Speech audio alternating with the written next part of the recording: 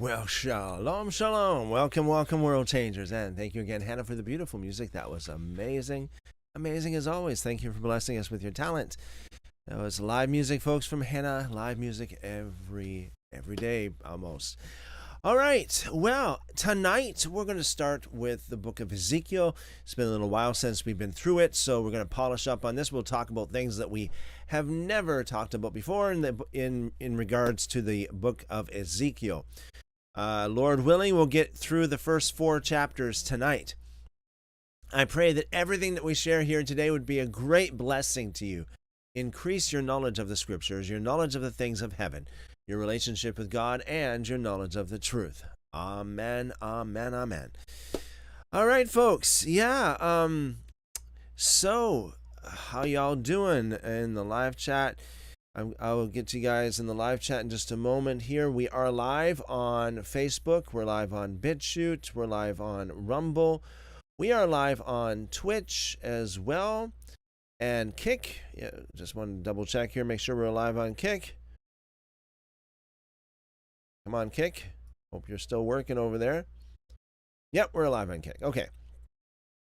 Yeah, so welcome and blessings to y'all. Blessings multiplied to you and your families. I'm going to be focusing primarily on the live chat on YouTube. Some of the other live chats I cannot see. YouTube, I do have it set up so that it is fed right. It's fed right to me basically, so I can see the live chat on YouTube. All right. Yeah. Just before we get into the thick of it here, I mentioned a few times last week that this coming Thursday, so today's Tuesday, so this Thursday, June the 25th, I mentioned that there's a possibility that we won't be live on that day. And as we get closer to the date, it does look like that is the case. We probably will not be live on that day. If not, I'm going to try to at least get a replay going, at least, put up some past, very interesting past live stream that we did in the past, just for some people that didn't see these older live streams and such, some of these really good, rich ones that it's nice to watch again. So that might be the case, hopefully. There's still a slight chance we will be live, but it looks more and more like the case like we won't on Thursday. Very rarely do we ever go a day without being live, but this coming Thursday looks like it's probably going to be one of those days. Apart from that, checking the tracking on our vintage equipment that we purchased, thanks to those of you who pitched in for that project. I see it's on the way. It has moved closer and closer to where I am. It's not really due to arrive until, what does it say, July 7th through 15th. So that'll be another two to 3 weeks. But considering how close it's getting to me, it looks like we might get it before that. Anyways, I wanted to let you guys know how it looks like, what the latest is on that as well. Lord willing, when I get it, it might be the next day before I actually get it up and running and start transferring some of these old videos. So I will be doing that. And again, the first things first, I'm going to post those videos with a special link for those of you who did contribute to the project. And you're going to be able to watch those videos for the first month before it goes live, so to speak, before the public gets to view it. So that way you guys can let me know what you think. Hey, I'm open to any kind of comments, questions, criticism, whatever you guys may have. Especially those of you who contributed to the project. If you say, yeah, Christopher, I think you need to do this a little bit, fix it here or whatever the case is. I'm all ears, folks. So, yeah, hopefully that will get up and running shortly. I hope to get, I'm not sure, I didn't even count I know we have a box full of old tapes. I'm not sure how many, but I know it's a box full anyway. So all things considered, at least by the end of the summer. I know it sounds like it's a while away, but it really isn't anymore. We've already had our longest day of the year. You believe that? Yeah, wow. I mean, now it's getting shorter and shorter and shorter until was it December 21st, and then so time flies. So I'm hoping to get everything up and all of the old content, all available, as much as possible anyway, as much as feasible, by the end of the summer, perhaps even longer.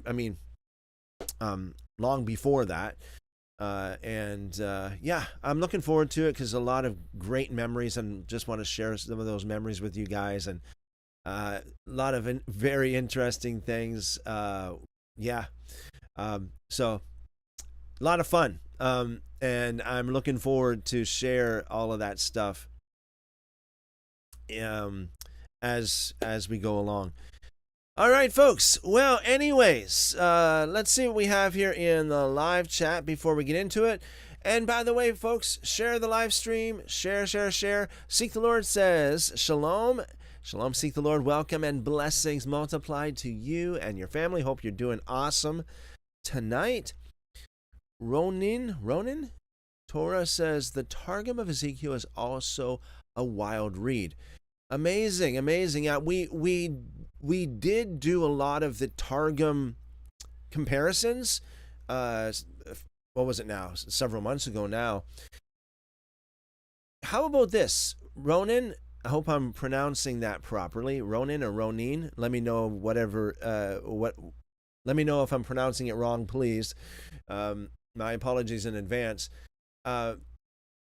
If you know of something really interesting in the Targum, since you mention it, can you please let me know in the live chat, okay? I don't have it set up right now for the Targum, at least not tonight anyway. Maybe we'll do it in the future, but yeah, in the first 4 chapters, if there's anything really interesting in the Targum, please let me know and I will pull that up. Thank you. And Kubert says shalom. Well, shalom, welcome and blessings to you. Blessings multiplied to you and your family. Hope you're doing awesome as well tonight. Hope all is well. And Felix says, good evening, friends. Good evening, Felix. Welcome and blessings. Blessings multiplied, poured upon you and your family. Hope you're doing awesome as well. Hope it's an awesome night tonight. Ronin says, it's good. I'll do my best. Okay, that's great. Yeah, please do. I mean, feel free anyway. We're very open to that. We did that in the past, and we'll probably do that again in the future. Get into comparing the Masoretic Text with the Septuagint, with the Peshitta, with the Targum, with the Vulgate. Did I miss any? I mean, the major ones anyway. I know in the Torah we got the Samaritan text too, so we don't have the Samaritan for Ezekiel. Awesome. All right. Well, I'm trying to think. Is that did I get it all? All the I do have some invitations out as well, and there may be some. What do you call it? What do you call those mystery shoppers? Mystery viewers. If you're one of the mystery viewers and you've received an invitation from me to come on the live stream as a guest, what are you waiting for? What are you waiting for? And I'm saying that because I did send out a number of invitations to a number of very interesting guests. So if that's you, wink, wink, waiting for you to reply. Anyways, Calamentos says shalom to all. Shalom, Calamentos. Welcome and blessings multiplied to you and yours as well. Good to see you. Okay, well let's do this tonight.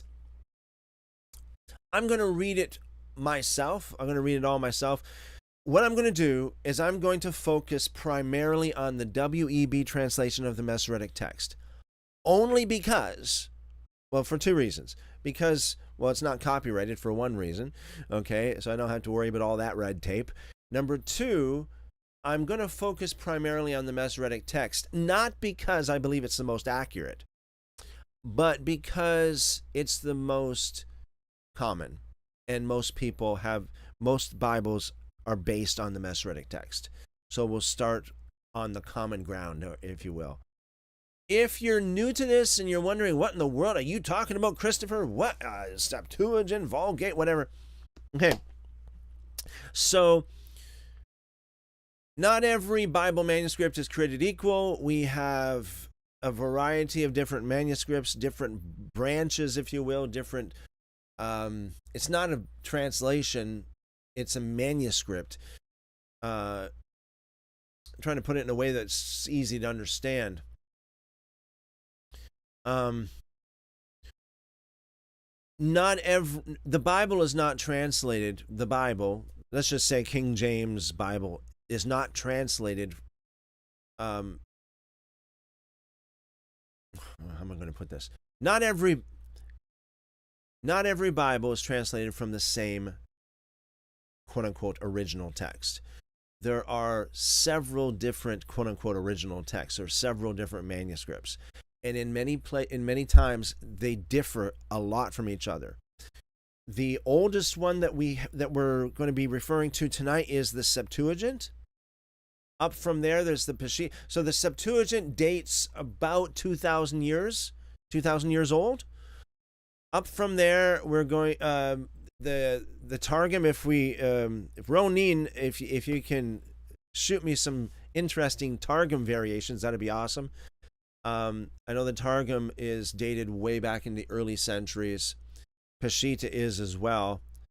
The Vulgate is the next. That would be, what is it, 4th, 5th century in the Vulgate, and then the Masoretic Text is actually the youngest of all of them. So-called the original Hebrew is the youngest. The Masoretic Text wasn't finalized until pretty much the 10th century. Do you believe that? The 10th century. So it makes a big difference saying, whoa, wait, hold on a second. We got a manuscript that's way older than this, and it says something way different. What happened here? So this is what we're doing here tonight, amongst other things. We are examining these things. We're analyzing these things. Share the live stream, folks, before we dive into it. Do you know of anybody? Is anybody within your reach of, now you may know of a friend or, somebody that would be interested in a very, very deep study of the scriptures. Book of Ezekiel, to be exact, tonight. Let's start this. Ezekiel chapter 1, verse 1. Now in the 13th year, in the 4th month, in the 5th day of the month, as I was among the captives by the river Chebar, the heavens were opened, and I saw visions of God. Let's stop there for a second. So as we go along, I'm going to show you manuscript variations, especially the significant ones. I can't show you all of them, folks, because there's so many of them.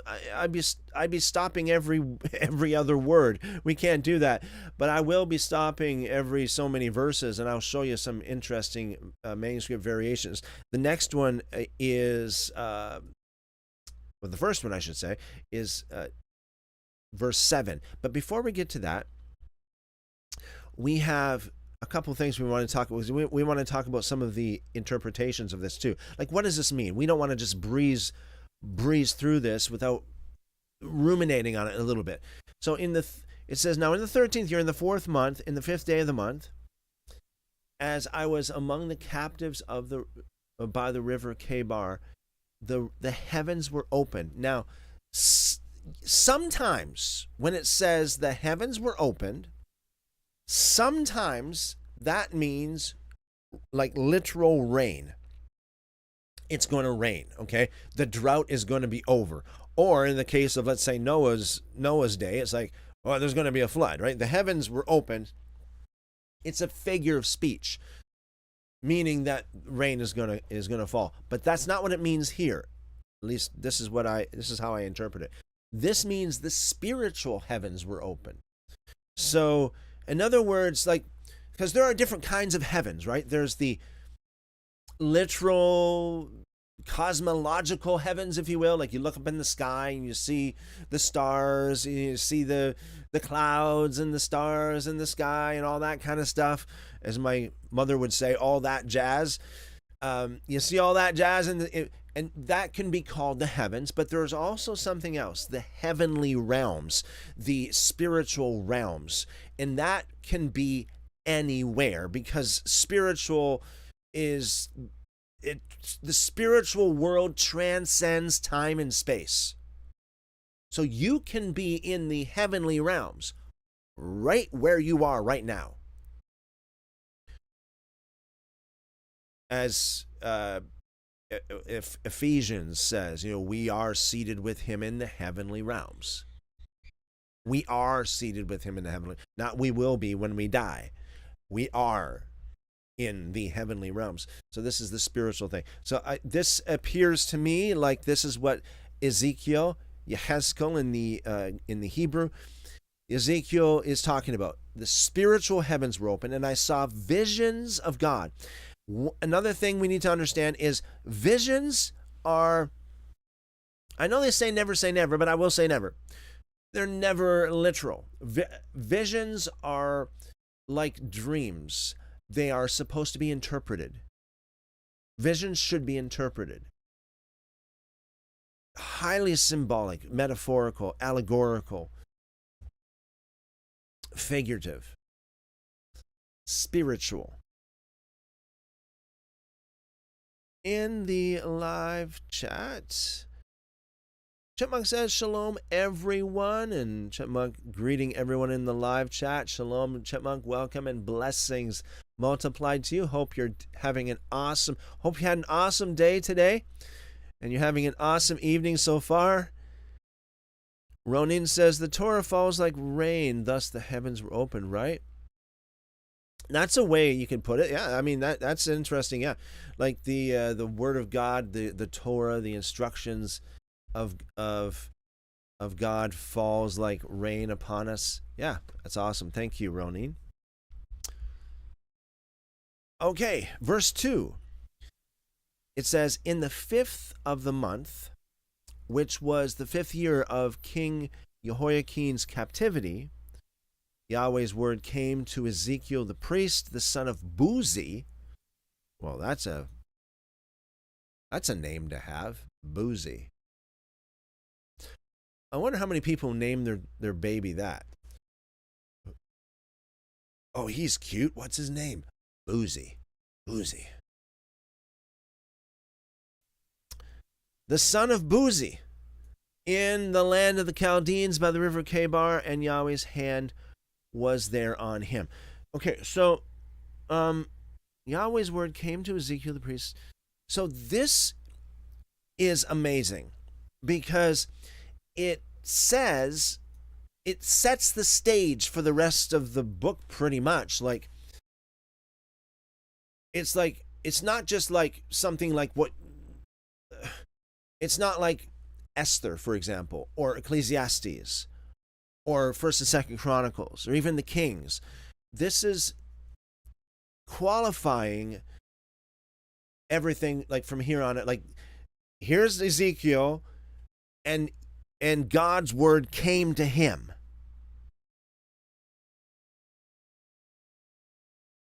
Compare that with, let's say, Paul's epistles, right? Paul doesn't talk like this, or rarely ever talks like this, if ever talks like this.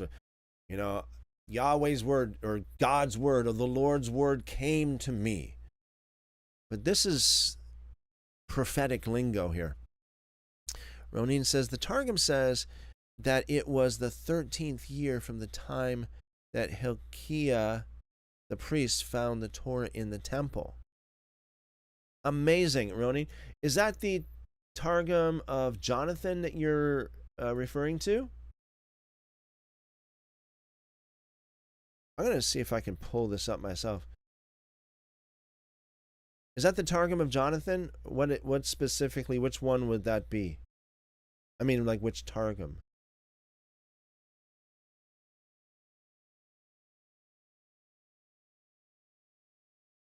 Matthew in the live chat says, shalom, everyone, and happy Tuesday. And Al says, shalom, everyone, great blessings every day. Well, shalom, shalom, welcome, and blessings multiplied to you and your families. Hope you're doing awesome tonight. Good to see you guys. All right. Yeah, so Ronin says, yes, sir. All right, so let's see if we can pull this up. Targum of Jonathan. What verse is that?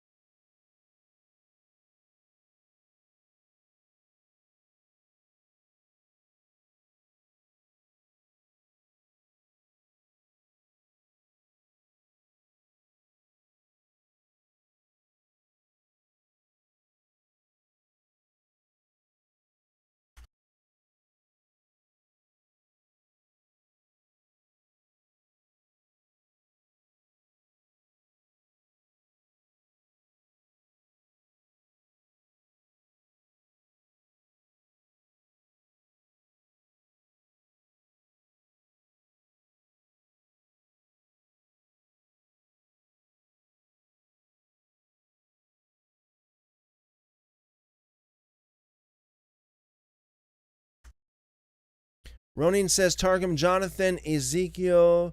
You can pull up the Aramaic in Sepharia. And the English, I have McNamara. Verse 1. Okay. Ronin, could you please send me a link to that? I know you can't do it in the live chat. My email, if you could, please.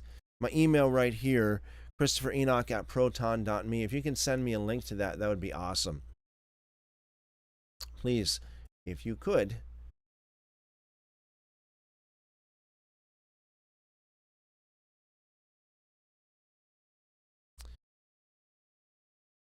Okay. So Yahweh's word came to Ezekiel the priest, the son of Buzi, in the land of Chaldeans by the river Kebar, and Yahweh's hand was there on him. So here's a question. Who wrote this? Did Ezekiel write this? Ronin says, I will. Okay, thank you, Ronin. I appreciate that. So who wrote this part here? Do you think Ezekiel himself wrote this as if like about himself? Or do you think that someone else wrote it about Ezekiel? Somebody else was producing Ezekiel's credentials per se. Like, okay, so what Ezekiel is going to say here is the word of the Lord, and I know that because the Lord's word came to Ezekiel, and God's hand was on him there. Verse 4, I looked, and behold, a stormy wind came out of the north, and a great cloud with flashing lightning, and a brightness around it, and out of the middle of it, as it were, glowing metal out of the middle of the fire. So as we read this, we have to keep in mind that this is a vision. So it's most likely not literal. It's a vision. So you can ask, so what does the stormy wind represent? What is the symbol? What does that symbolize? What about the great cloud? We spoke about this before in times past. So sometimes cloud or clouds mean judgment. Okay, sometimes it means judgment. We know that sometimes it can mean people. It could mean other things as well. Flashing lightning, brightness around it, out of the middle of it, as it were, glowing metal, and out of the middle of the fire. This was their appearance. Okay, hold on a second. Verse 5.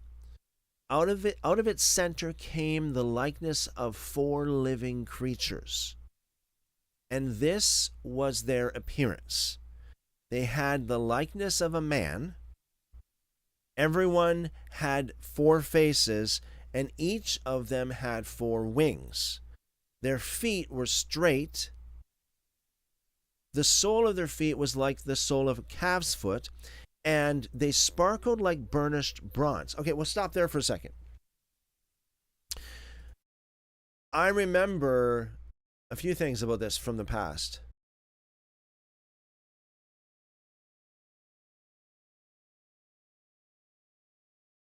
So,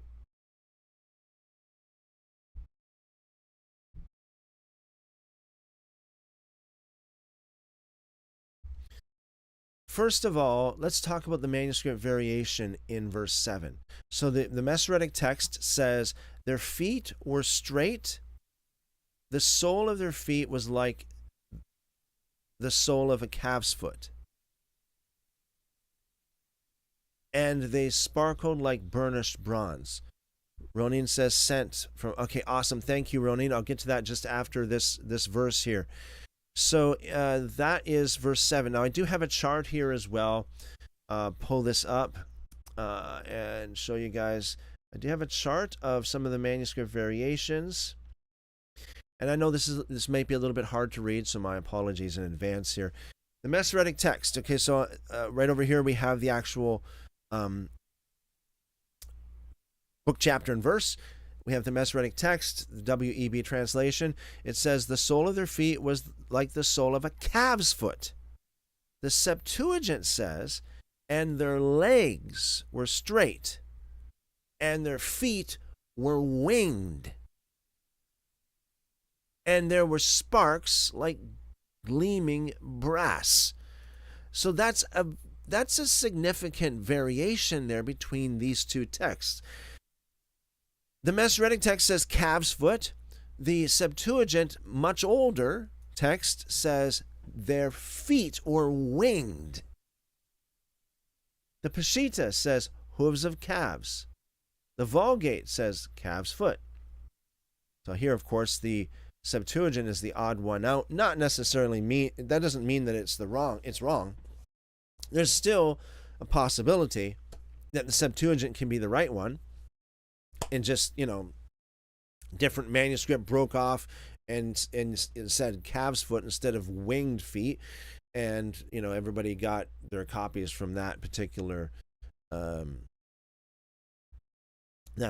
strain of it, if you will. Chipmunk says winged feet. That's interesting. If anything says it could fly, possibly, yeah. I'm trying to think of animals today that have winged feet. Maybe Chipmunk,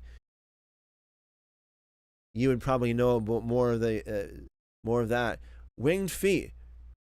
How many animals today have winged feet? Winged feet. I never even thought. I don't even know if I ever heard that before. Winged feet. So the textual and theological significance of this variation is this: the Septuagint introduces winged feet instead of a calf's foot or a calf's hoof, representing a Hellenistic aesthetic adaptation, evoking divine messengers like Hermes. It suppresses the zoomorphic bovine attributes of the throne chariot preserved in the Masoretic text, the Syriac, Peshitta, and the Latin traditions. Ronin says Hermes had winged feet in Greek mythology. He was a messenger. Oh, okay. Awesome. Yeah, thank you, Ronin. Again, thank you. Let's see if I can pull that.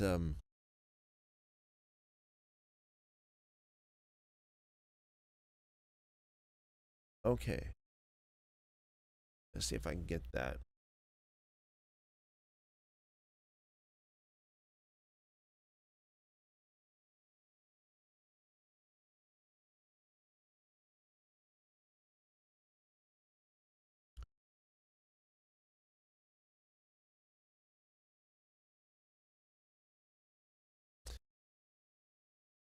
For some reason, Ronin,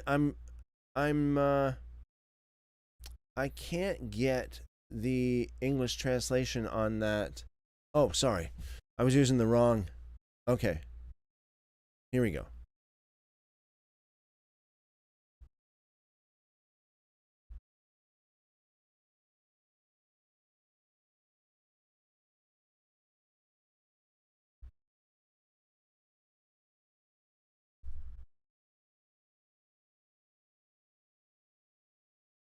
Okay.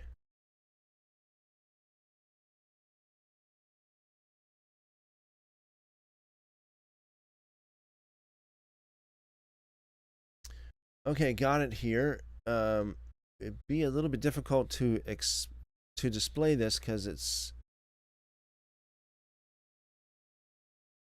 so small, and I'm not able to blow it up too much. I'm trying to keep things more mobile friendly, so that people that are watching this on a mobile phone can read it easily.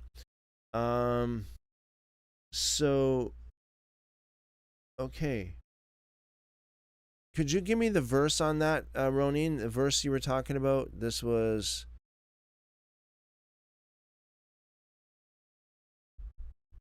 the Targum says in the 13th year from the time Hilkiah.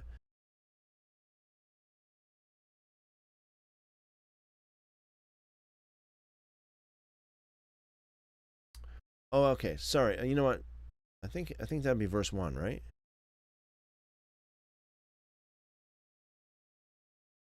Right. I got it. I got it here. Thank you again, Ronin. Appreciate that. Yeah. I'm sorry for those of you who are you got this open on a mobile. I know it's almost impossible for you to read this. It says this is Targum of Ezekiel, chapter 1, verse 1. It was in the 13th year from the time that Hilkiah the high priest found the book of Torah in the temple, in the court under the entrance, during the night after the beginning of moonlight, in the days of Josiah, son of Ammon, king of the tribe of the house of Judah, on the 5th day of the month of Tammuz. Really interesting. So it's very different, because the Masoretic Text says nothing about the Torah. It says, in the 13th year, in the 4th month, in the 5th day of the month, I was among the captives by the river Kebar. The heavens were open, and I saw visions of God. Wow, very different.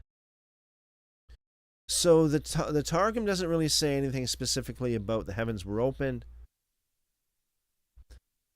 nor does it say explicitly that he saw visions of God, but it does have that phrase that in there, found the book of the Torah in the temple, in the court under the entrance.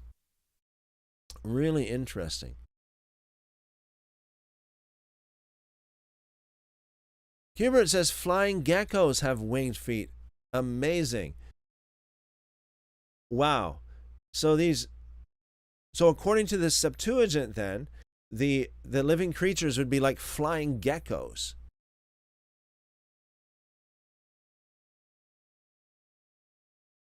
Chipmunk says, thank you, Ronin. This past year, I bought a Greek mythology book. Some high schools taught Greek mythology. I didn't get that class. All right. Oh, yeah, very interesting. Clemento says, fruit bats, flying foxes, maybe flying frogs, gliding geckos. They have winged feet. Winged feet. Wow. And Chipmunk says, yeah, Calamentos, that was only thing I could think of was webbed feet. Okay. Ronin says, sorry, driving for a sec. Okay, yeah, no problem. Take your time, Ronin. Take your time. Appreciate your contributions. Okay, let's move on, and we'll talk about this a little bit more. The next variation is in verse 10, but we're going to read verse 8, and we'll get to verse 10. It says, they had the hands of a man under their wings on their four sides. The four of them had their faces and their wings like this. Their wings were joined to one another. They didn't turn when they went. Each one went straight forward. As for the likeness of their faces, they had the face of a man. The four of them had the face of a lion on the right side. The four of them had the face of an ox on the left side. The four of them also had the face of an eagle. Manuscript variation. We have another one. So in verse 10, the Septuagint, it says, "And the likeness of their faces was the face of a man and the face of a lion on the right side, or on the right of the four, and the face of a calf on the left of the floor, and the face of an eagle to the fore." That's a little bit confusing. The Peshitta says, "And the likeness of their faces, the face of a son of man." See, now, this says a son of man, not just man, of a son of man. We know that culturally speaking, historically speaking, the right way to interpret that is simply a human being, is what it means. The term son of man simply means human, the face of a human. And it says the face of a lion on their right side, the face of an ox, and the face of an eagle on their left side. Not going to go to the, let's go to the text here where it has the manuscript, or the chart, the manuscript variations. So the difference is the Masoretic Text has ox on the left side. The Septuagint has calf on the left side. The Peshitta has ox, and the Vulgate has ox.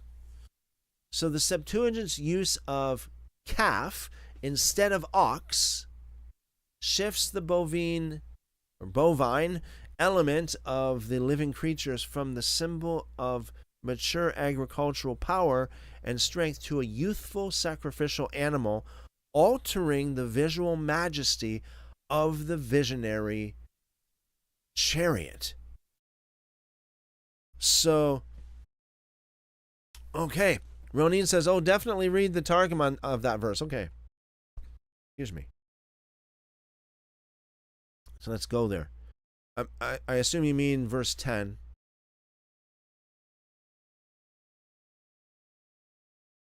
So verse 10 is up. It's hard. I can't even highlight it up here. It's right up here. It says, "And the likeness of their faces, the face of a man and the face of a lion, were fashioned on the right side of the four of them. The face of an ox was fashioned on the left side of the four of them, and the face of an eagle on the four of them."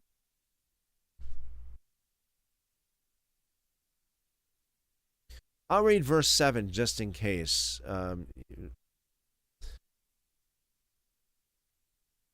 Just in case. I know sometimes the live feed gets a little bit behind, so I'm not sure.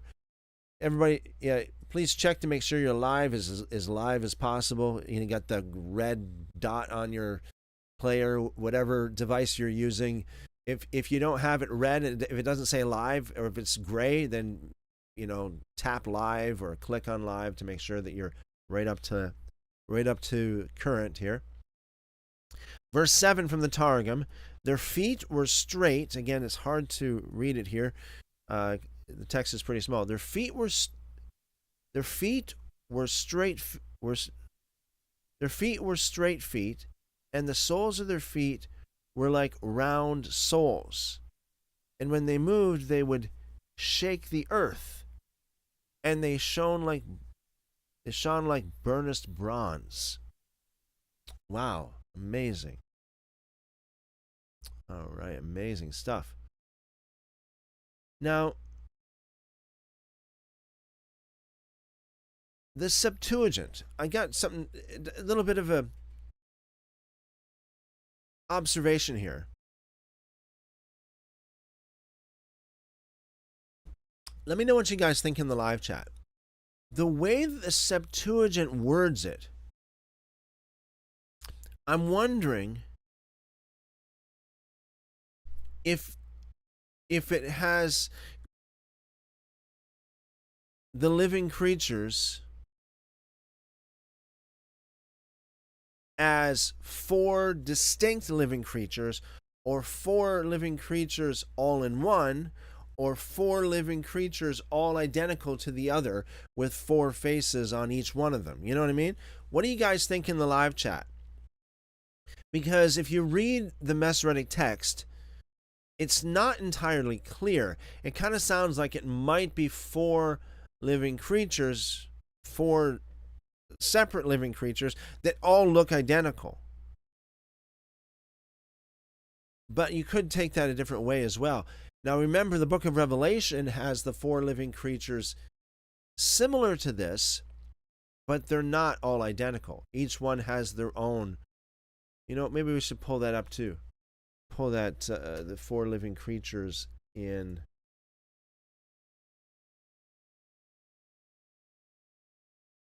the book of Revelation, just to compare that.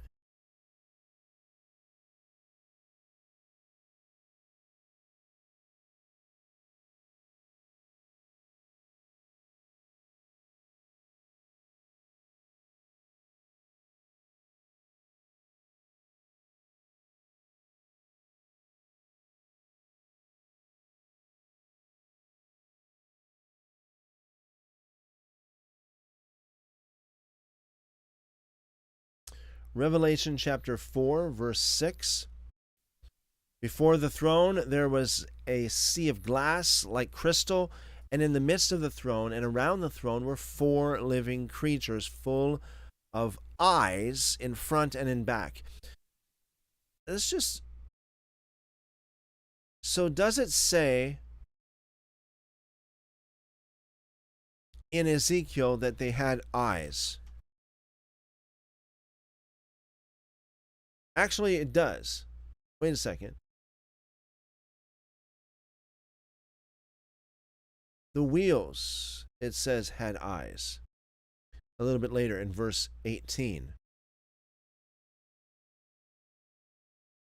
Four wheels. And we know that that word wheels in the Hebrew, was it ophanim? It can be translated as literal wheels, or it can mean angels. So in that way, could it perhaps mean that the four living creatures were the four wheels, or the four wheels were the four living creatures? Just two different ways, just two different words to describe them. One is four living creatures, another one is four ophanim. Right? So in Revelation chapter 4, verse 6, the four living creatures were full of eyes in front and in back. You go to Ezekiel chapter 1, and you scroll down to verse 18, talking about the four wheels. It says the four of them had their rims full of eyes all around. That's the only place that says it there in that chapter, talking about eyes.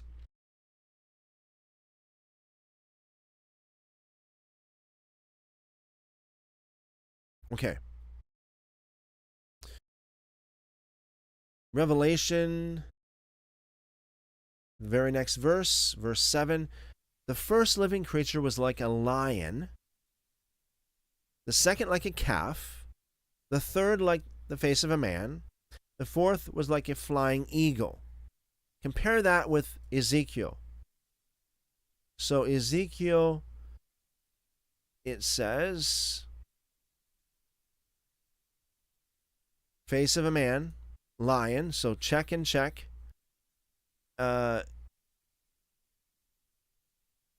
Face of an ox, face of an eagle. I see something, folks. Do you see that? Do you see that? So ox. This is really interesting. I just saw this for the first time, folks. I did not know this. The heavens are being opened here tonight, folks. I'm seeing this for the first time. So, okay. So we know that the book of Revelation was written in Greek. And we know that the authors of the New Testament books were highly influenced by the Septuagint. You see where I'm going with this? So, the Septuagint says calf, not an ox, for the four living creatures. It says man, calf, eagle, and lion, right? And Revelation matches that against the Masoretic text. You see that? I'll show you. Ronin says, I take it to be that the faces were separate creatures, each with a wheel/wheels. Oh, right. Okay. Yeah. Very interesting. Thank you again, Ronin. Yeah, very interesting. Very good. So the book of Revelation has 4 creatures. Basically, one like a lion, one a calf, one a man, one a flying eagle. Ezekiel has 4 living creatures, and it makes it sound like they each have one of these faces. But as far as the faces are concerned, man, lion, it says ox in the Masoretic text, an eagle. But if you go over to the Septuagint and you look verse 10, it matches Revelation, or I should say, Revelation matches the Septuagint version of Ezekiel. Because the Septuagint, and I was just saying this earlier, the Septuagint version of Ezekiel gives a little bit of play room. There's a little bit of play in there. It gives more room to interpret it as 4 distinct living creatures. Like this one is has a face like a man. The other one has the face like a lion. This one has a face like a calf, and the other one has a face like a flying eagle. Just like Revelation.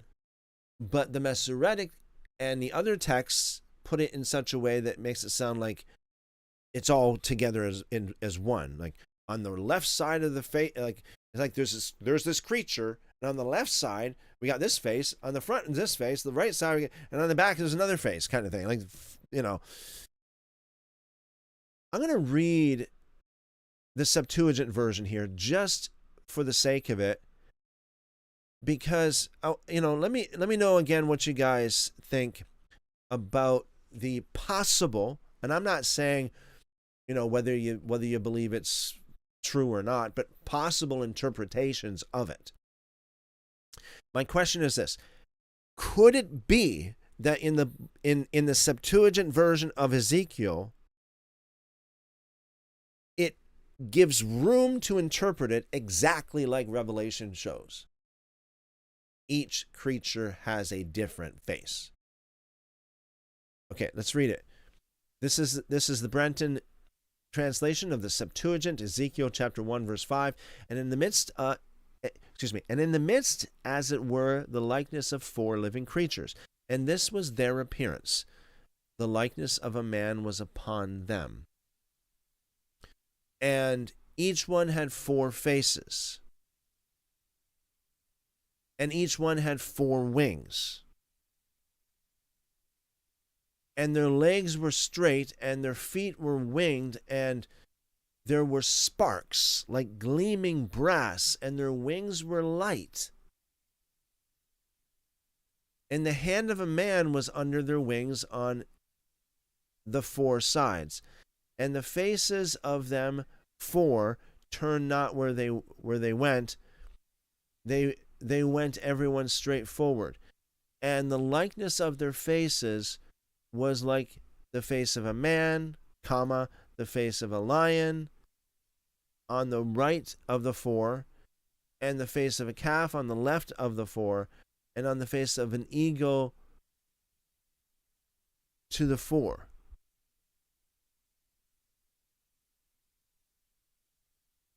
And the 4 had their wings spread out above, and each one had 2 joined to one another, and 2 covered their bodies.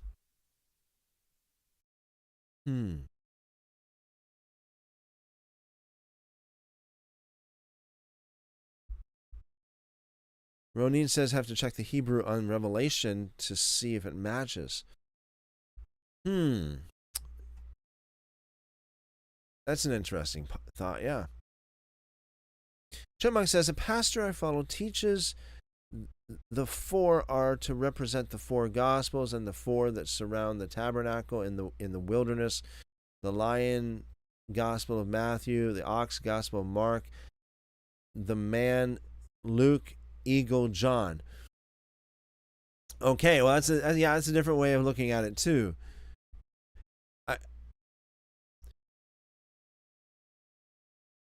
I think, it reminds me of, what is it now? Irenaeus, where is it Irenaeus that says, four gospels and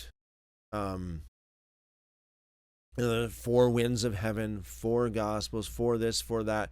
It's like they look at what they want to confirm, and then they look for signs to confirm it. Like, okay, so we have 9 gifts of the Spirit. Let's see if we can find some other 9 somewhere else to match it. Yeah, when it comes to the Gospels, I think that this kind of stuff, like how, no, I just want to double check to make sure I'm right on this.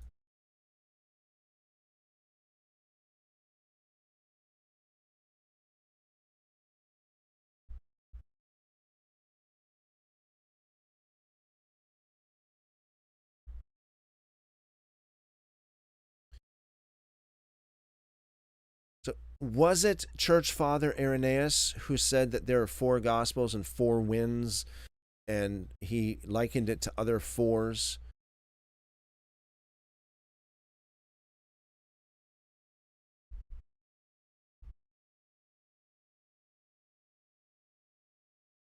Okay. Yeah.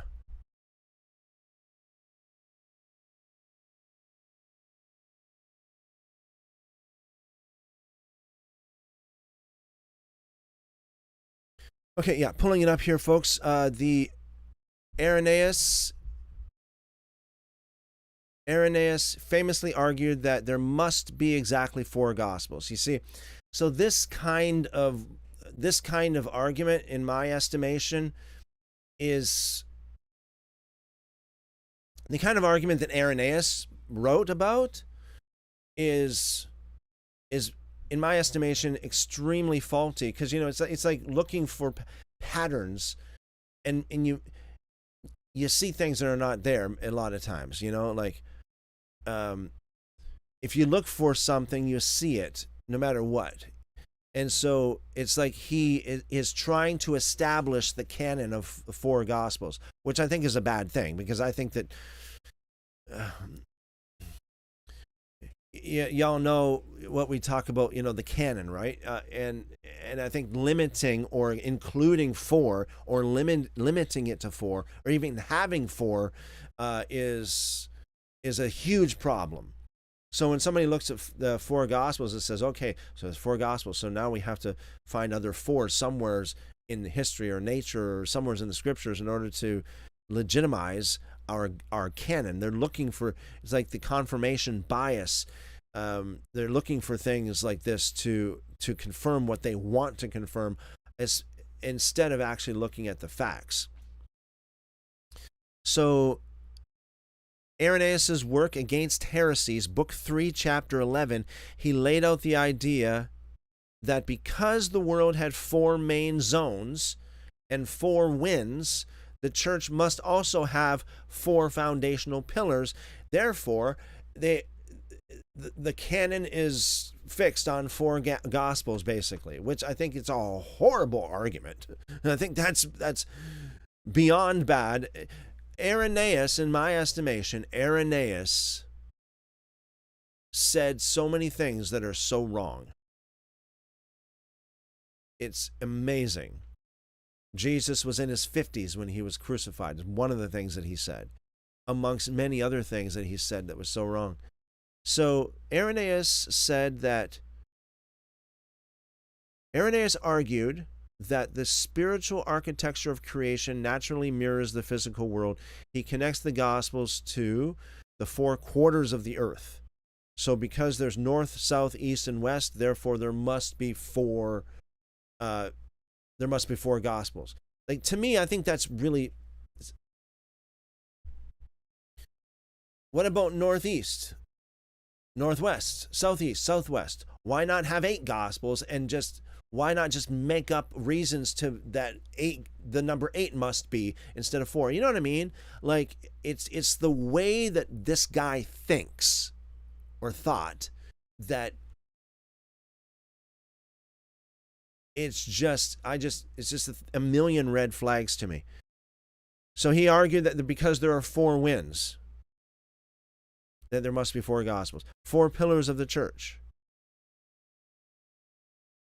Irenaeus pointed to the vision of the 4 living creatures surrounding the throne of God in the book of Revelation. So there we have it. He assigned a specific creature to the character and the focus of each gospel writer. This is horrible critical thinking, by the way, folks. Irenaeus. So he said that the lion is the Gospel of John, the calf or the ox is Luke, the man is Matthew, and the eagle is Mark. This is what he said. So what do you call that in psychology or critical thinking, where you have somebody who takes something that is inherently inaccurate or wrong, and they look for patterns to confirm it? I know that confirmation bias is one, but I'm looking for some. I know there's another psychological. There's another thing in psychology that is used to describe this kind of way of thinking, which is very wrong in my estimation.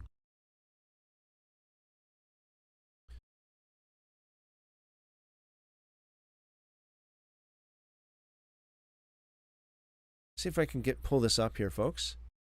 And this is very good. You know, I think we need to take a moment here to talk about this, because we're on the subject of the 4 living creatures, and this is important. We're comparing Ezekiel to Revelation. We found out that Revelation mirrors the Septuagint and not the Masoretic Text, and mirrors the calf and not the ox, which makes sense. Most New Testament authors used the Septuagint and not the Masoretic Text. Okay, folks. Yeah, I got it here. So the word that I'm looking for is apophenia. It's a specific subtype of pareidolia.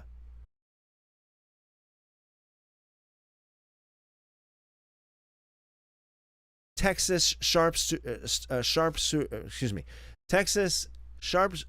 is another one.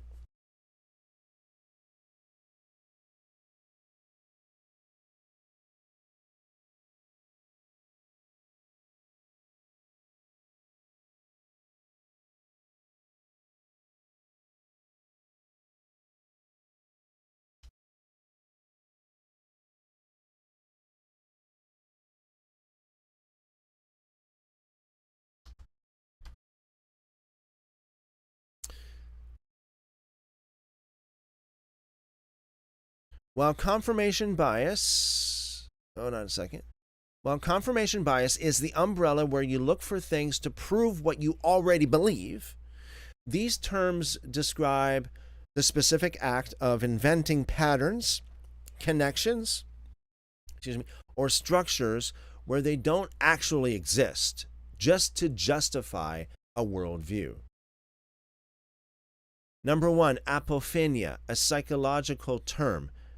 Apophenia is the human tendency to perceive meaningful connections, patterns, or predictable trends between completely unrelated things.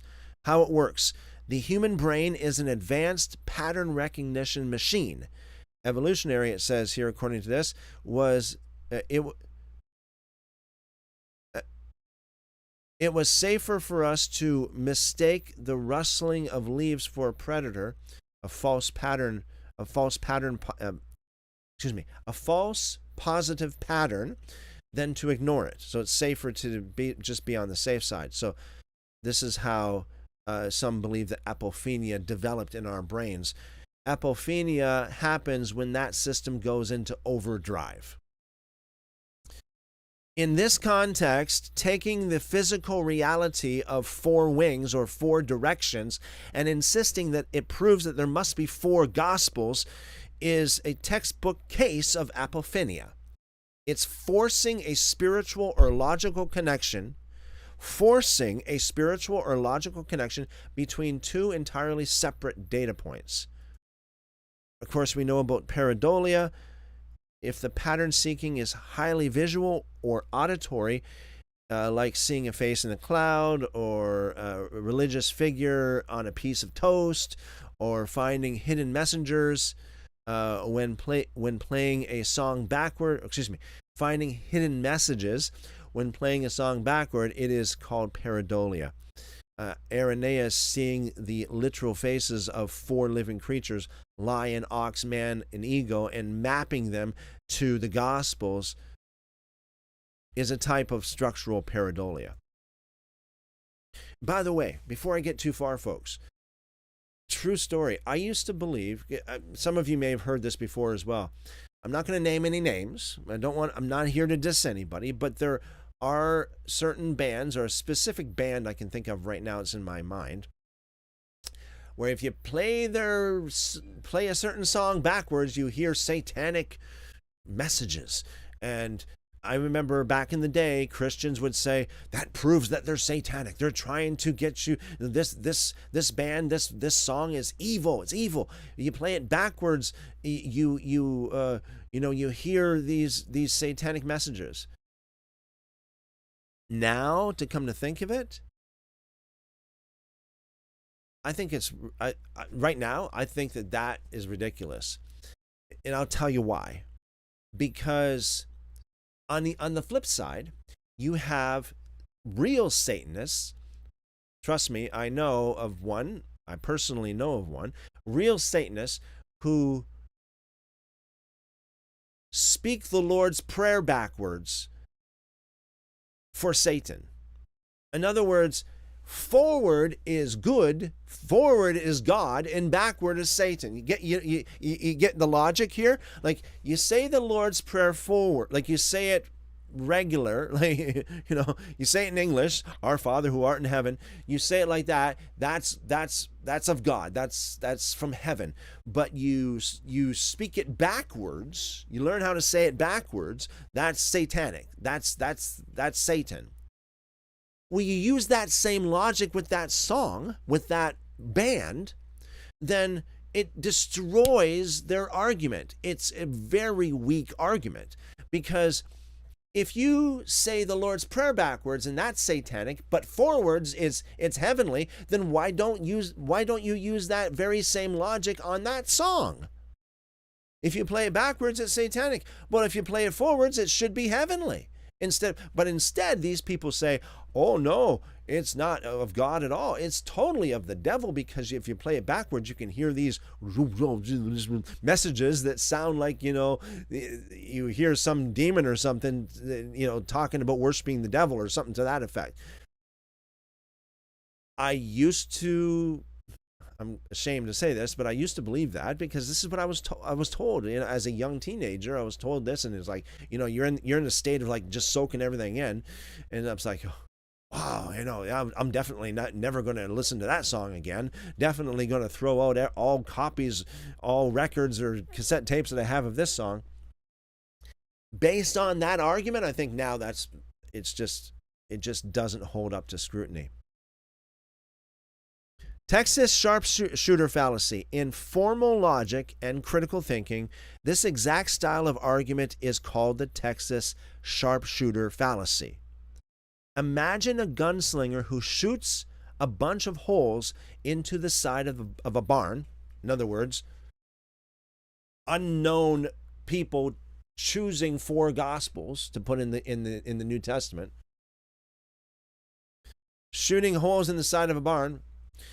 After he shoots the holes in the barn, he walks up to the barn and draws a bullseye target around the tightest cluster of bullet holes, making himself look like the master marksman. Look it. This is to be. This is meant to be. I hit the bullseye. You look at a massive random pile of data, such as historical events, numbers, nature, find a few things that happen to share a common trait, like the number 4, for example, isolate them out of billions of others, and claim that there's a grand design. You ignore the 4 seasons, the 4 humors of ancient medicine, or the fact that there are actually dozens of different wind currents, not just 4, and you only count 4s, and you paint the target around your conclusion. In Irenaeus's case, it's the conclusion that there must be only 4 Gospels, which I do believe is a great error to say such a thing. If someone is actively taking an inaccurate premise, like the 4 Gospels, and aggressively weaving random coincidences together to form a beautiful interlocking web of proof, they are engaging in apophenia to feed their confirmation bias, and also using the Texas sharpshooter fallacy to present it to others. This line of reasoning is faulty because it confuses a coincidence with a cause. Just because 2 things share a number or a characteristic doesn't mean that they have any logical, causal, or structural relationship. When you force a pattern to justify an inaccurate premise, you stop looking at reality as it really is. Instead, you cherry-pick facts that fit your narrative and completely ignore the mountain of evidence that contradicts it. It's a type of circular reasoning. You start with a conclusion, and then you manipulate the data to make it look like it's proof for the conclusion. An example of this, the 27 Club and the modern wellness cures. For example, imagine someone claims that human creativity is biologically designed to peak and burn out at exactly the age of 27. To prove this, that this is actually is wrong,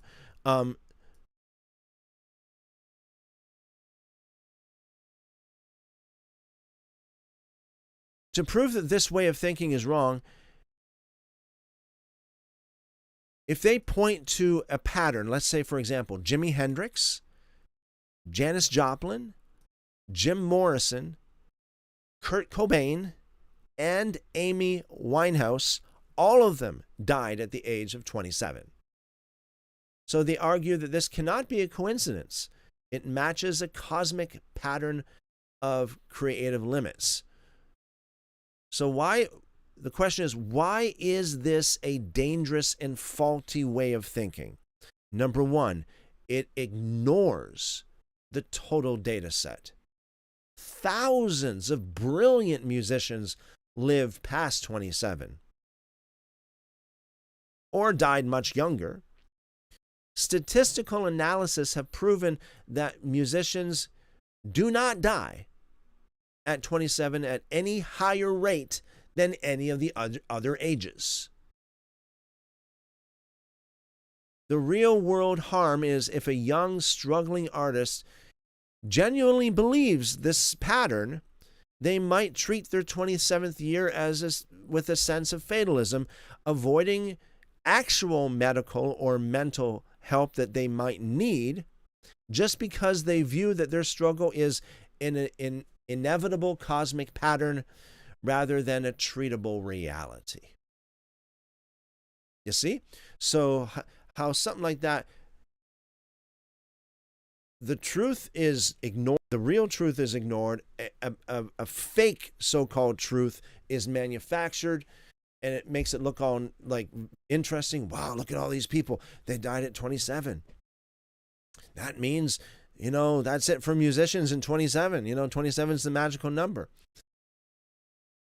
But the real truth of the matter is there's nothing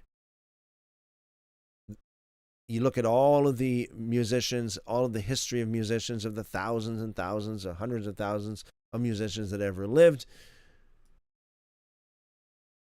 They all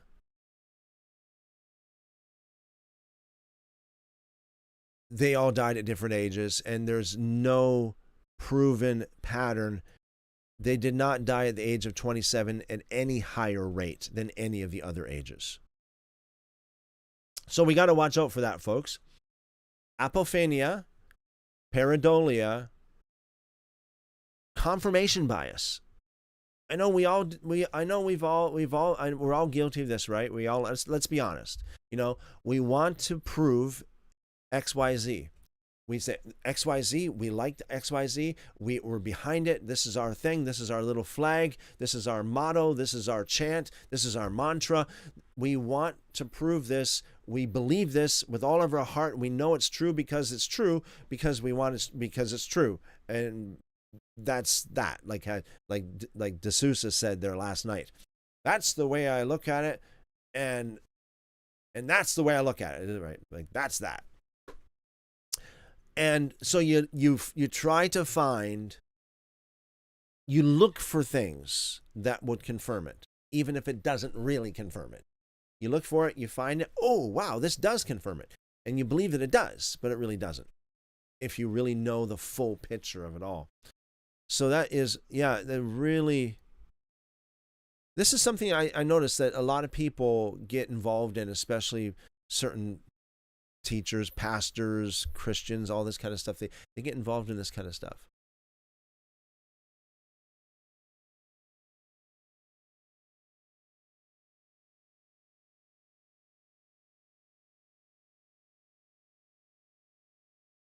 Chipmunk says that's one of my strong characteristics, apophenia.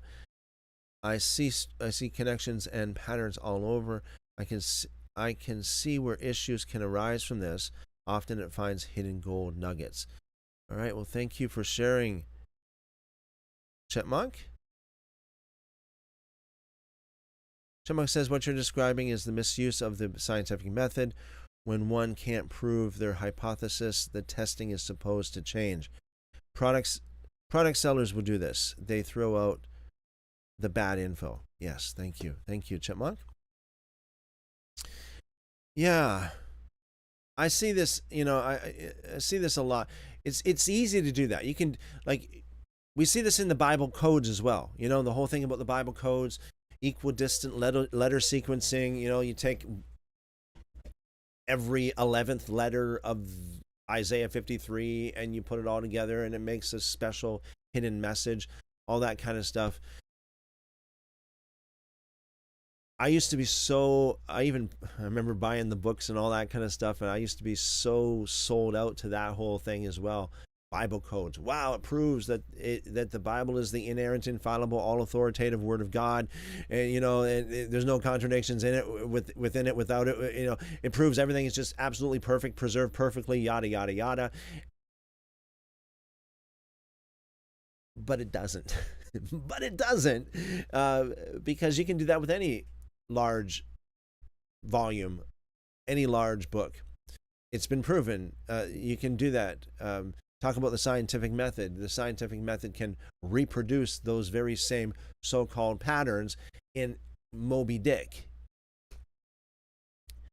Someone said, I believe it was, they even did it with the phone book, and it worked with the phone book. So does that prove that the phone book is the Word of God, the inerrant, infallible, all authoritative Word of God that dropped out of heaven, that God himself wrote with his own finger? No, it just proves that if you look for something bad enough, if you look for a pattern, if you look for it hard enough, you will find it, no matter what.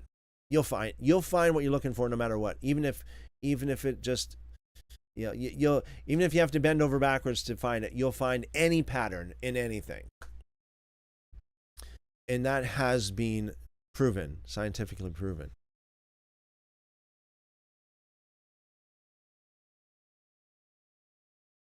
Matthew says, great point, Christopher. Thank you, Matthew. Yeah. I think it's important to talk about that because I know that I think we're all guilty of it to one degree or another. It's easy to get sucked into these kind of, fancy pattern kind of things, whether it's pareidolia or apophenia or confirmation bias or Texas sharpshooter fallacy. It's easy to do that. But if we want to be honest, and if we want to present the truth as it really is, real reality, we have to be careful that we don't fall into that. Thank you guys. You guys are awesome. Ronin says, so later in verse 26, it's interesting because both the Targum and Masoretic Text says he sees someone that looks like Adam. Adam is an unusual word for Aramaic meaning the Targumist saw Adam versus generic man. Wow. That's interesting. Very good. Thank you, Ronin.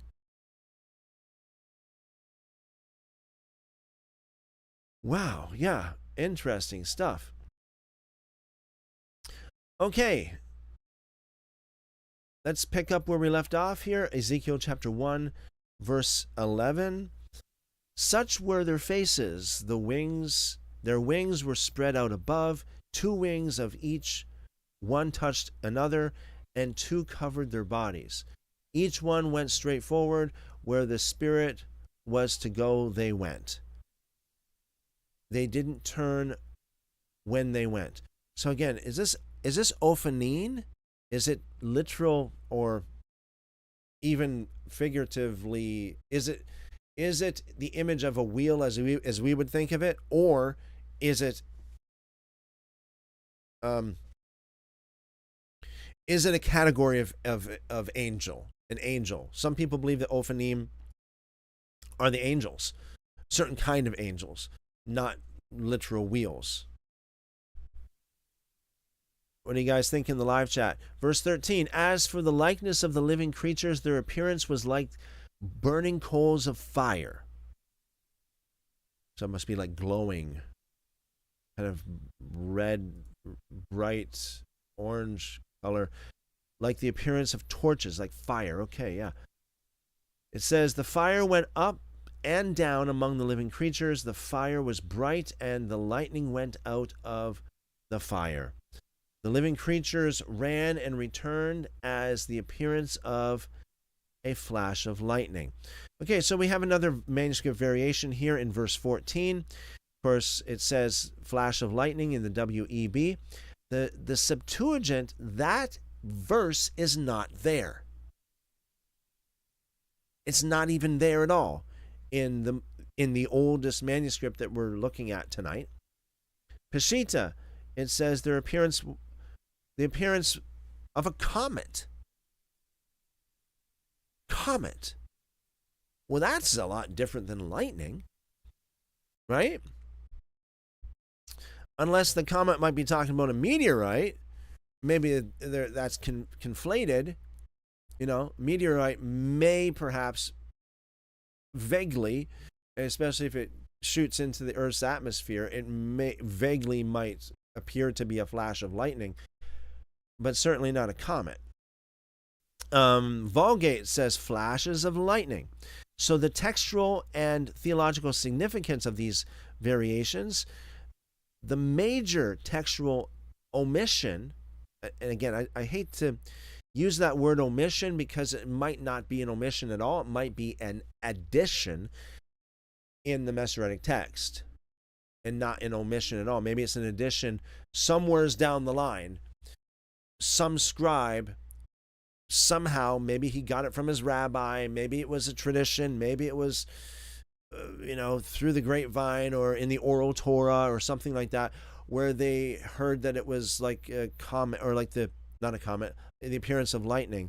And so he just added that in there, whereas the original did not have that verse in there. I'm just saying, there's a good possibility. In my estimation, it's more likely to be the case that there's additions to the text as opposed to omissions, because this is what we usually get in history. As a text is transmitted, people are more likely to add stuff to it, not take away from it. but add stuff to it. Add context, add meaning, add details.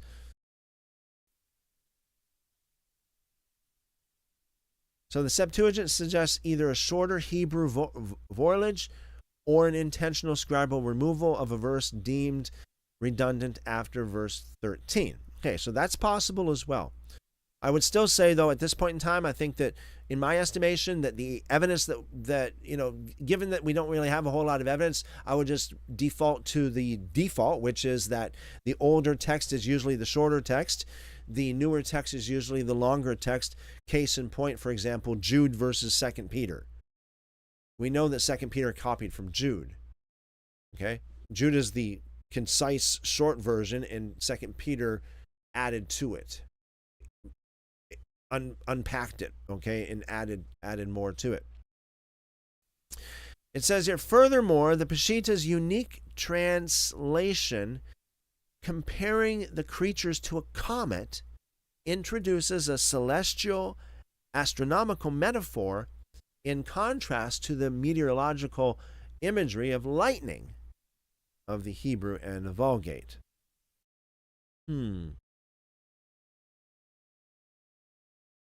All right. Verse 15. Now as I saw the living creatures, behold, there was one wheel on the earth beside the living creatures for each of the four faces of it.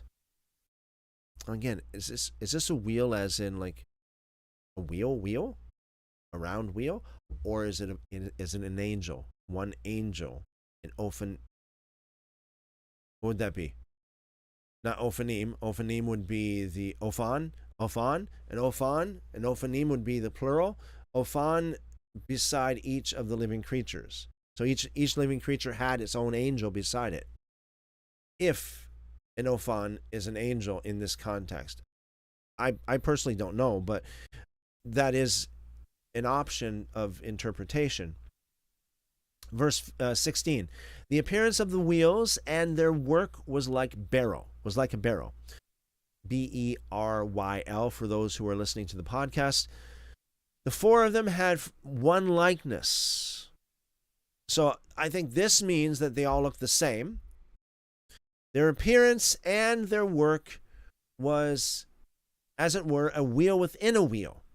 Now that sounds like it would be a real wheel, right? I mean, like, at least an image of a wheel within a wheel, not an ophan within an ophan, although it could be as well. Ophanin, there's an angel within an angel there. Verse 17, when they went in their four directions. So again, four directions. I think this is figures of speech. I don't think that these creatures are like this kind of like they're like so primitively robotic that they can only travel in, X, Y, Z. They can only travel in the X and Y axis is, or what would you call that? The Z axis and the Y axis, would that be? I'm thinking. Or the Z axis and the X axis. That's it. For the 3D. Those of you in 3D, if I mistaken that, please let me know. So when they went in their four directions. They didn't turn when they went. As for their rims, they were high and dreadful, and the four of them had their rims full of eyes all around. When the living creatures went, the wheels went beside them. When the living creatures were lifted up from the earth, the wheels were lifted up. So it's almost like they were connected somehow, right? Verse 20, wherever the Spirit was to go, they went. The Spirit was to go there. The wheels were lifted up beside them, for the spirit of the living creature was in the wheels.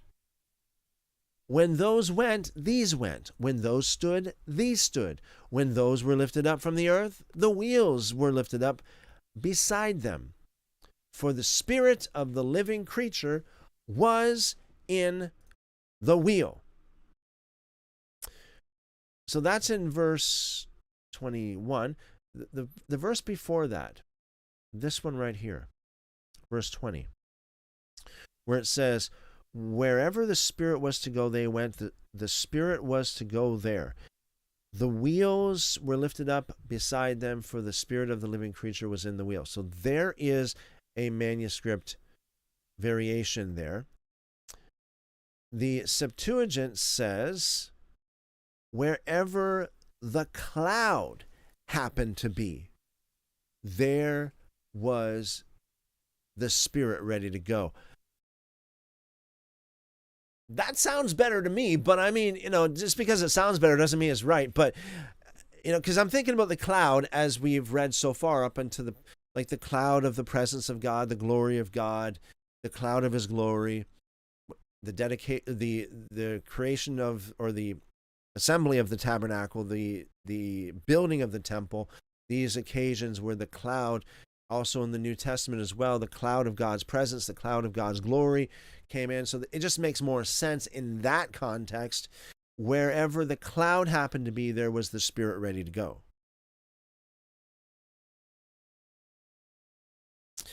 The Peshitta says, and to the place that the Spirit was going. The with a capital T and Spirit with a capital S was going, they went on. So it's like of course, this is talking about the Spirit of God, or God himself, if you will. The Vulgate, whithersoever the Spirit went, thither as the Spirit went. Maybe I should write a song about that. The Septuagint substitutes Spirit with cloud in the first clause. This alters the theophanic mechanics of the vision, introducing a visible cloud of glory, recalling the Exodus rather than the invisible spiritual force driving the throne chariot. Now, of course, the question is, is that the original? It's the oldest. It's the oldest manuscript that we have here. Is it the original? Does it originally say cloud that matches the other instances of God's presence? Or does it originally say Spirit? And somewhere down the line, either in the Hebrew vein of the Septuagint or the Septuagint translators themselves, said, I'll put cloud in there instead of Spirit to make it more consistent with everything else. Whatever the case, what do you think of the original is here? Matthew earlier says in the live chat, this topic makes me wonder how angels really do travel. Maybe these creatures were in some kind of vehicle. Wow, interesting thought. Thank you, Matthew. Ronin says, it's the same chariot that Elijah hitched a ride on. That's interesting. Is that your speculation, or like is there a text that says this, or is this something that you read this and you think that's it? It's got to be the same chariot, or a chariot like that, you mean? Thank you, Ronin. Chipmunk says it's what we could call a UFO, a wheel turning on its. Oh, you know what? I never thought of that. That's really interesting. I never thought of that. Wow, that's really cool. Yeah, so it's what we would call a UFO, a wheel turning on its side that is metallic and shiny up in the air. Yeah, so if you got like the flying saucer, so to speak, you got the UFO, and then there's usually the old traditional image of the UFO has the outer saucer part, and then there's like this inner kind of bubble thing too. So that's almost like a wheel within a wheel, I guess. Very interesting. The beings move where it moves. It moves fast like lightning. Amber in Hebrew means metallic bronze. Very interesting stuff, Chipmunk. Really good. Thank you. And Matthew says, Michael had to fight his way through. Was it a spiritual fight or a physical fight? And if physical, was he in some type of vehicle, I wonder? Wow. That's quite a question. I might be wrong, but hey, I mean my first thought is spiritual, but it could be physical in a sense. Angels can take on physical form, I do believe. So, but Michael had to fight his way through. Yeah, I mean, it's a good question, Matthew. I don't know. Really good stuff. Chipmunk says the fallen angels and good angels use what we call UFOs. Well, there we go. Wheels. That is interesting stuff. Thank you, Chipmunk. Ronin says it's the common understanding in Judaism. Any term, quote unquote, riding on the clouds with fire, much like in Daniel, where he sees one like a man riding on the clouds, and now Ezekiel sees an Adam-like figure on the throne. Really, that is really interesting as well. Ronin, thank you again for sharing that. My question, please excuse me if I don't want to get, I don't want to get too detailed here, but do you have like a reference to that? Like, is there something in the Talmud, or any kind of Jewish writing that talks about that? Ronin, do you and well, that's the first question I have for you. Another one, I'll save the next question after. I don't want to overload you. I have another question for you, but we'll just take it one bite at a time here. Thank you, Ronin. And Chipmunk says, even when Enoch was taken away, this is what I picture. Wow. Isn't that something? Imagine making a video like that, or some kind of a depiction of Elijah, or excuse me, not Elijah, Enoch. Speaking of that, in one of these, is it the Book of Enoch, or is it the Book of Jasher? The Sefer HaYashar?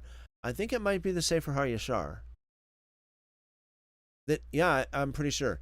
It's the Sefer HaYashar that talks about how Enoch was taken up, and it describes the quote-unquote vehicle that was used when Enoch was taken up, and it's identical to that of Elijah. Chipmunk says, think of Moses in the mountain. The people saw God come down, clouds, fire, pillar by day covered them for shade, and moving light by night. In my opinion, UFO.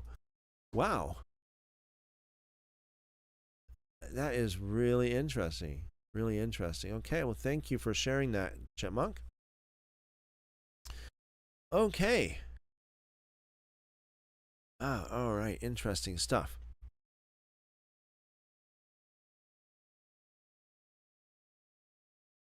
Let's read on. We got a few more verses before the end of the chapter. Verse 21. When those went, these went. When those stood, these stood.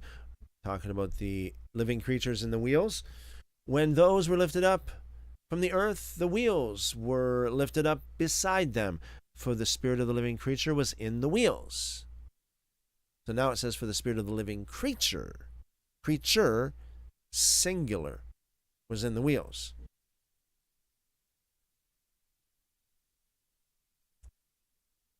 Wow. So this is like, does this mean that the living creatures were actually all one creature with four faces facing the four ways, as Irenaeus would say?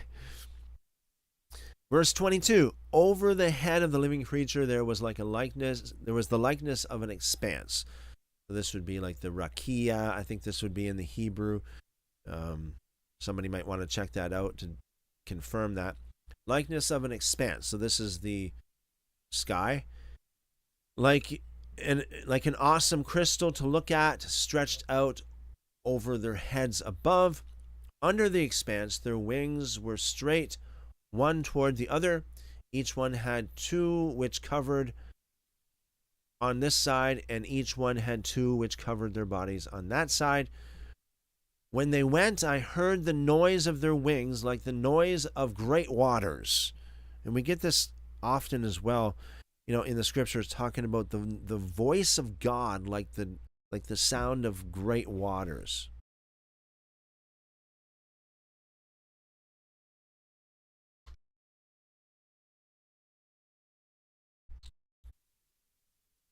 Like the voice of the Almighty, a noise of tumult, like the voice, like the noise of an army. I can't even imagine this. So we got the voice of great waters, and I can imagine that and that alone. I know I talk about this often, but just for the sake of those who may be new here, you haven't heard me talk about this, but a number of times, like just last weekend, we were in Niagara Falls, right? Niagara Falls, Canada. So a number of times I was at Niagara Falls, Canada, and there's this thing called Journey Behind the Falls. Anybody in the live chat, have you ever been there? Journey Behind the Falls on the Canadian side. If you ever go to Niagara Falls and if you ever go to the Canadian side of Niagara Falls, if you can, check out the Journey Behind the Falls. It is really amazing. It is just amazing. I don't know how else to describe it. So this is what it is. So, Niagara Falls is like very, very tall, high falls. I forget how many hundreds of feet it is. And so you start at ground level, of course, and you go down in an elevator. You go all the way, you go down, they dug out tunnels, literally. You go down in an elevator and you go through these tunnels that were dug out. There's a system of tunnels, not just one tunnel, but a system of tunnels that goes behind Niagara Falls. And you literally come out behind the falls. It's like you see nothing but water. Matthew in the live chat says it was loud. So you were there, Matthew? Were you there before? So yeah, it was super loud. Like you can hear the thunder of the water. Literally, you can hear the thunder of the water long before you get to it. And it really is thunderous. It's just an amazing experience. I can remember the first time I went there when I was a child. It was one of those things you'll never forget. So I can imagine that, the sound of great waters, and the voice of the Almighty, and a noise of a tumult like the noise of an army. Now that would be hard to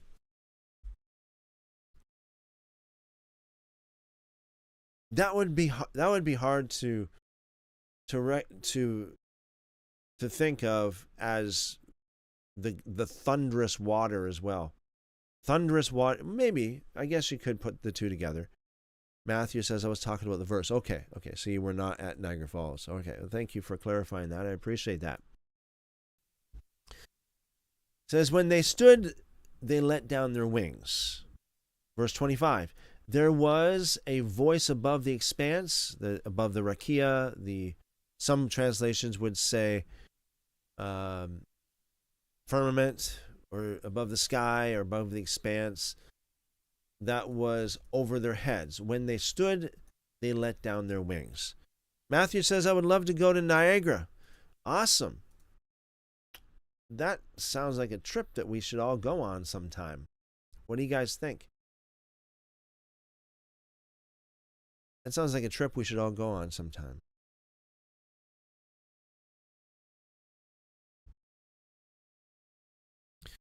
Ronin says, the Talmud, Yerushalmi,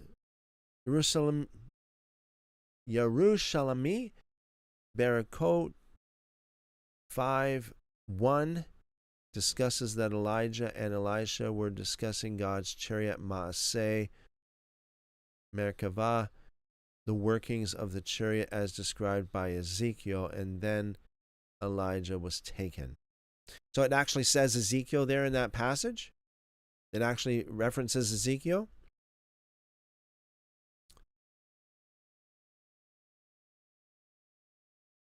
I appreciate that, Ronin.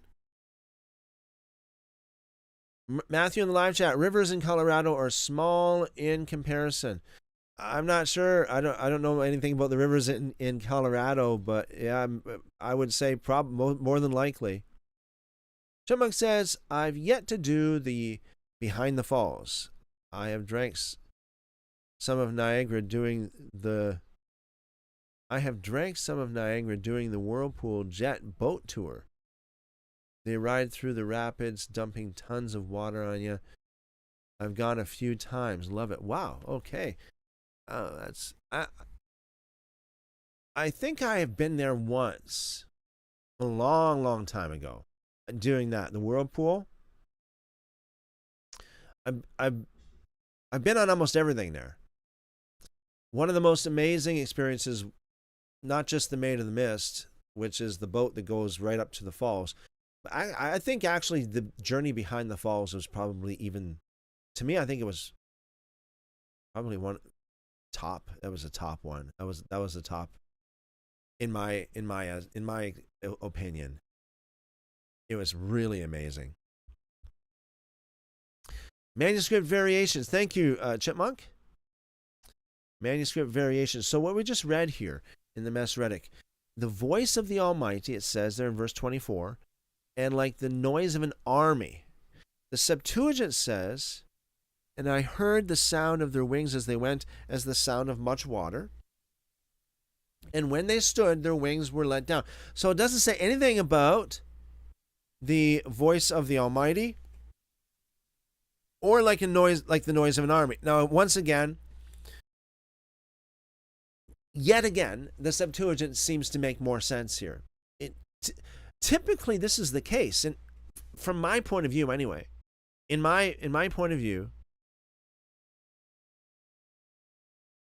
this is the case most of the time. The Septuagint seems to flow smoother and make more sense than the Masoretic does.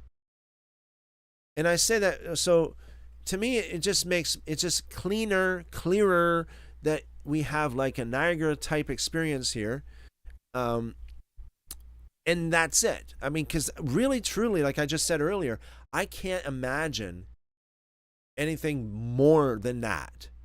Like, guys, maybe one of these days we should do it as a group, Go to the falls. We should do it as a group one of these days. Go to the falls. We can all go behind the falls. Journey behind the falls.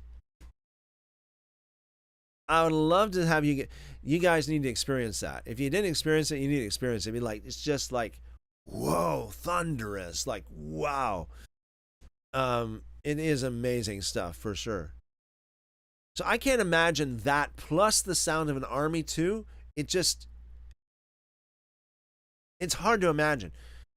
That and that alone, that's enough to me. I mean, for me, that's cool. So the Peshitta says, as the sound of many waters, and like the voice of God, and like the sound of talking within a camp.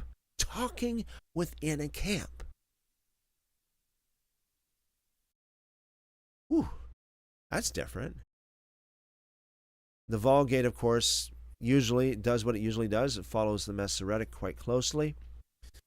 The significance. The Septuagint features a significantly shorter text, as it typically does.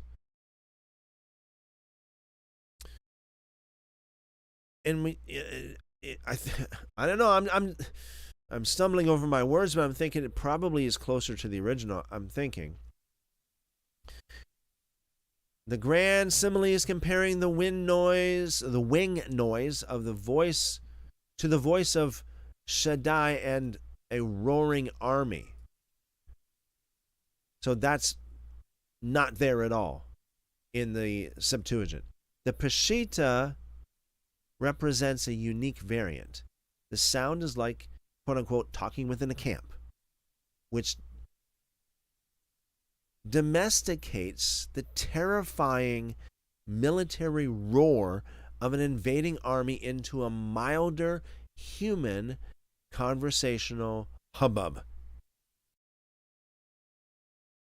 Ronin says Maaseh Merkavah is almost exclusively the mystical topic of Ezekiel in Judaism. The very first Jewish mysticism is called Merkavah mysticism, chariot mysticism, based on Ezekiel and Elijah. Awesome, Ronin, very awesome. Thank you for sharing that, and thank you for giving me that reference. Amazing. Hats off to you. Are you like? Are you Jewish yourself? Like, do you come from a Jewish background? Ronin? Chipmunk says, many people come from around the world to see Niagara Falls. It's worth seeing. Yeah, I would say so, yes. Chipmunk says, I know, hard to move that water, Ronin. The history of the falls is interesting, and all people that went over in a barrel.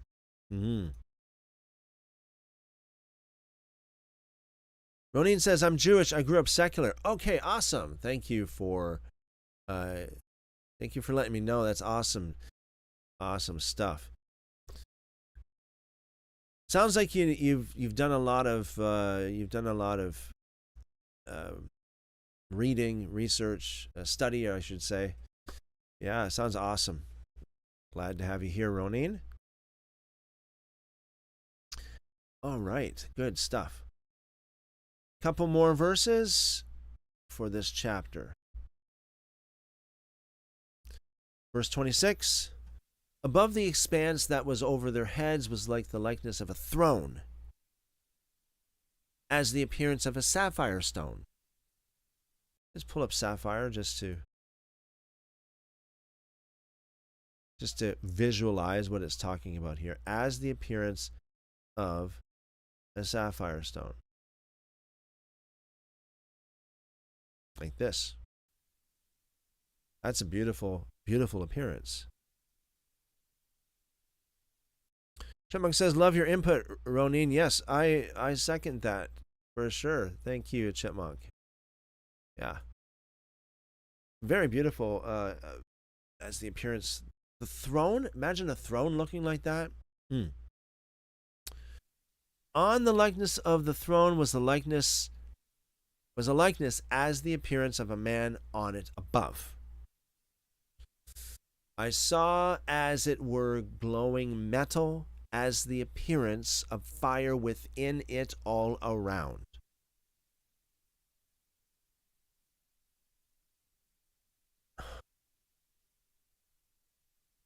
So that we get this deep, like navy view sapphire stone.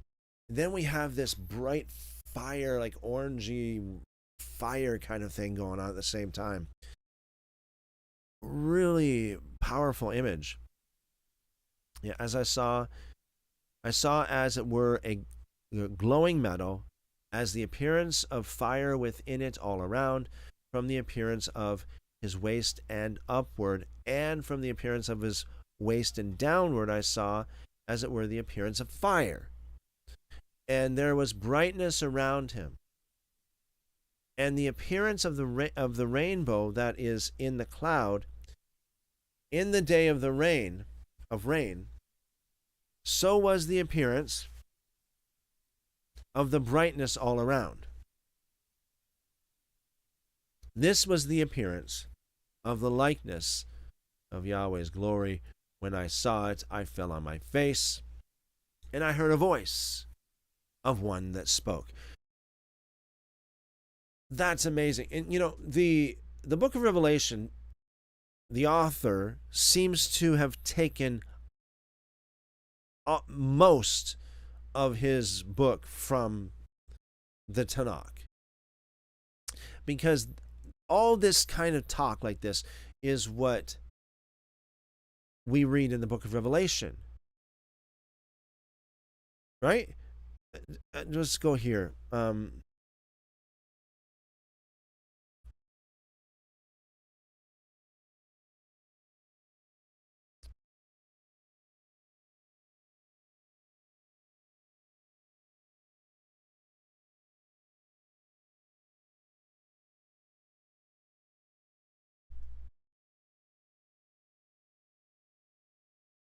Yeah, like for example, Revelation chapter 1, verse 16. He had 7 stars in his right hand. Out of his mouth proceeded a sharp two-edged sword. His face was like the sun shining at its brightest. When I saw him, I fell at his feet like a dead man. He laid his right hand on me, saying, "Don't be afraid. I am the first and the last." So, this kind of stuff sounds like Ezekiel. The voice of him I turned to see, in verse 12, I turned to see the voice that spoke with me. So it sounds very much like Ezekiel chapter 1. This would be verse 28. When I saw it, I fell on my face, and I heard a voice of one that spoke. So very, very similar.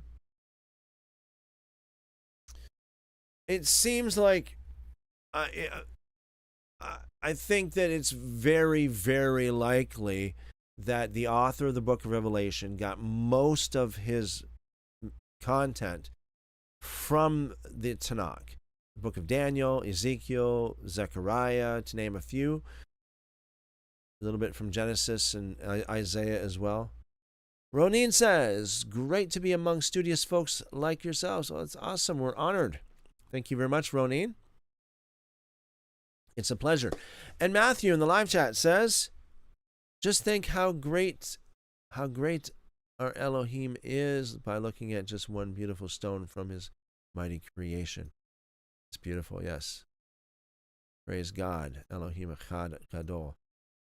Thank you very much, Matthew. And Chipmunk says, I can't imagine, Matthew. I kind of picture myself greeting God and acting like a dog that knows God in the garbage can, moving forward, wagging its tail about, but lowered down out of fear. Wow, amazing! What a picture for sure.